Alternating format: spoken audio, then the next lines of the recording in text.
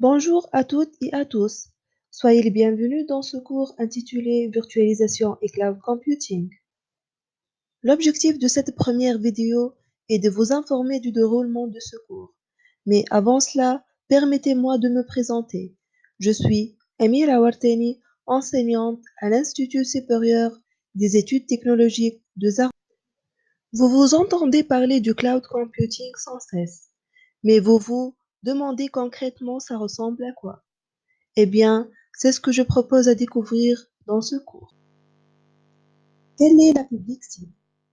En fait, ce cours est destiné aux étudiants de la troisième année des sciences technologies de l'informatique, parcours, réseau et services informatiques. Les apprenants doivent avoir une connaissance de base du réseau informatique et des infrastructures des systèmes d'information telles que les notions des applications, postes de travail, les serveurs et le stockage. Comme le cours s'étale sur 6 semaines, je vais démarrer par vous donner le plan de la formation semaine par semaine.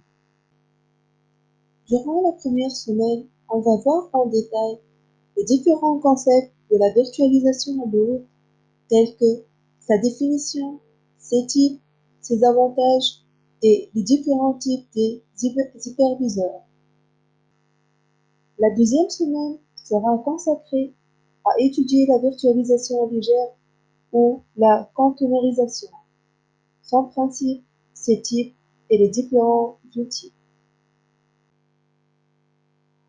Durant la troisième semaine, on va voir en détail les différents concepts du cloud computing tels que ses caractéristiques, ses modèles de service et ses modèles de déploiement.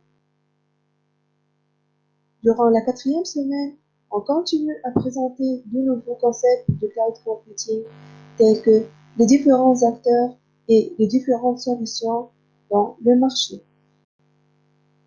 Les 2 dernières semaines seront consacrées à une étude de cas de la solution open source OpenStack. On va voir durant ces semaines ses différents composants, son architecture, ainsi que ses étapes d'installation. En préparant le cours, j'ai essayé de varier les activités auxquelles vous pouvez participer.